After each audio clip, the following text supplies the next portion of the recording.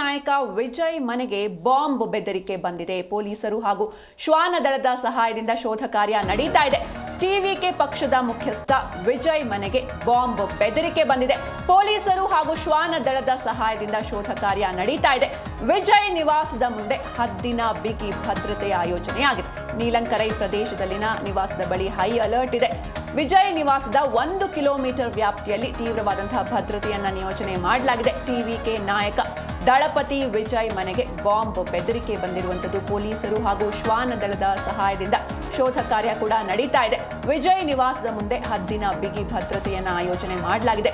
ನೀಲಂಕರೈ ಪ್ರದೇಶದಲ್ಲಿನ ನಿವಾಸದ ಬಳಿ ಹೈ ಅಲರ್ಟ್ ಘೋಷಣೆಯಾಗಿದೆ. ಜೊತೆಗೆ ವಿಜಯ್ ನಿವಾಸದ 1 ಕಿಲೋಮೀಟರ್ ವ್ಯಾಪ್ತಿಯಲ್ಲಿ ಅಂದರೆ ಸರೌಂಡಿಂಗ್ 1 ಕಿಲೋಮೀಟರ್ ವ್ಯಾಪ್ತಿಯಲ್ಲಿ ಭದ್ರತೆಯನ್ನ ಕೂಡ ನೀಡಲಾಗಿದೆ. ಟಿವಿಕೆ ನಾಯಕ ವಿಜಯ್ ಮನೆಗೆ ಬಾಂಬ್ ಬೆದರಿಕೆ ಬಂದಿರುವಂತದ್ದು. ಈ ಬೆನ್ನಲ್ಲೇ ಪೊಲೀಸರು ಹಾಗೂ ಶ್ವಾನ ದಳದ ಸಹಾಯದಿಂದ ತೀವ್ರ ಶೋಧ ಕೂಡ ನಡೆಸಿದ್ದಾರೆ. ಪೊಲೀಸರು ವಿಜಯ್ ನಿವಾಸದ ಮುಂದೆ ಹದ್ದಿನ ಕಣ್ಣಿಟ್ಟಿದ್ದಾರೆ. ವಿಜಯ್ ನೀಲಂಕರೈ ಪ್ರದೇಶದಲ್ಲಿನ ನಿವಾಸದ ಮುಂದೆ 50ಕ್ಕೂ ಹೆಚ್ಚು ಪೊಲೀಸರು ಬೀಡು ಬಿಟ್ಟಿದ್ದಾರೆ.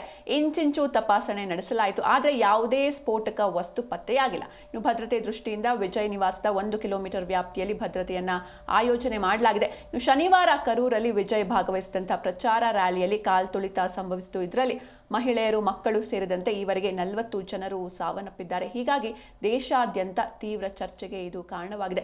ರಾಷ್ಟ್ರಪತಿ ದ್ರೌಪದಿ ಮುರ್ಮು, ಪ್ರಧಾನಿ ಮೋದಿ ಮತ್ತು ಲೋಕಸಭೆ ವಿರೋಧ ಪಕ್ಷದ ನಾಯಕ ರಾಹುಲ್ ಗಾಂಧಿ ಸೇರಿದಂತೆ ವಿವಿಧ ನಾಯಕರು ಮತ್ತು ಗಣ್ಯರು ಈ ಒಂದು ಮಹಾ ದುರಂತಕ್ಕೆ ಸಂತಾಪವನ್ನು ಸೂಚಿಸಿದ್ದಾರೆ. ಮೃತಪಟ್ಟ ಜನರಿಗೆ ತಮಿಳುನಾಡು ಸರ್ಕಾರ 10 ಲಕ್ಷ, ನಟ ವಿಜಯ್ 20 ಲಕ್ಷ ಹಾಗೂ ಕೇಂದ್ರ ಸರ್ಕಾರ ತಲಾ 2 ಲಕ್ಷ ಪರಿಹಾರವನ್ನು ಘೋಷಿಸಿದೆ. ಜೊತೆಗೆ ಸಾಕಷ್ಟು ಮಂದಿ 60ಕ್ಕೂ ಹೆಚ್ಚು ಮಂದಿಯ ಸ್ಥಿತಿ ಚಿಂತಾಜನಕವಾಗಿದೆ. ಐಸಿಯುನಲ್ಲಿ ಚಿಕಿತ್ಸೆಯನ್ನು ಪಡಿತಾ ಇದ್ದಾರೆ. ಸಾವಿನ ಸಂಖ್ಯೆ ಇನ್ನಷ್ಟು ಹೆಚ್ಚಾಗುವಂತಹ ಸಾಧ್ಯತೆ ಕೂಡ ಇರುವಂಥದ್ದು.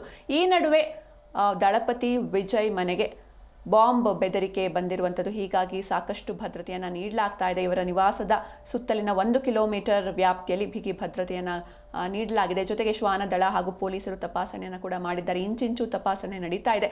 ನಿವಾಸದ ಮುಂದೆ 50ಕ್ಕೂ ಹೆಚ್ಚಿನ ಪೊಲೀಸರ ನಿಯೋಜನೆ ಆಗಿದೆ. ಸೂಕ್ತವಾದಂತಹ ಭದ್ರತೆಯನ್ನು ನೀಡಲಾಗ್ತಾ ಇದೆ. ಯಾವುದೇ ರೀತಿ ಘಟನೆಗಳು ನಡೀಬಾರದು ಅನ್ನೋದಾಗಿ ಸೂಕ್ತ ಭದ್ರತೆಯನ್ನು ಕೂಡ ಇವರ ನಿವಾಸದ ಮುಂದೆ ನೀಡಲಾಗಿದೆ.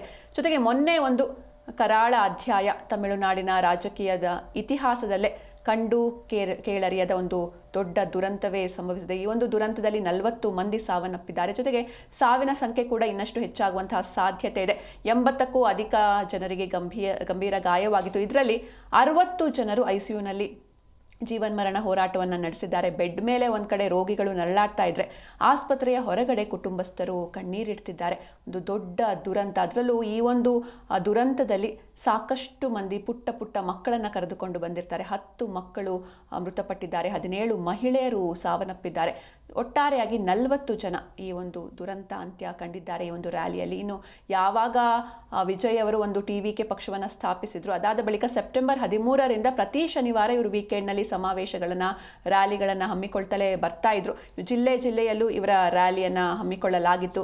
ಜೊತೆಗೆ ಈ ಒಂದು ರ್ಯಾಲಿಗೆ ಸಾಕಷ್ಟು ಮಂದಿ ಅಂದರೆ ಲಕ್ಷಾಂತರ ಸಂಖ್ಯೆಯಲ್ಲಿ ಜನರು ಆಗಮಿಸಿ ರ್ಯಾಲಿಗಳನ್ನು, ಸಮಾವೇಶಗಳನ್ನು ಯಶಸ್ವಿಗೊಳಿಸ್ತಾ ಇದ್ರು. ಆದರೆ ಮೊನ್ನೆ ನಡೆದಿದ್ದು ಒಂದು ದೊಡ್ಡ ದುರಂತ.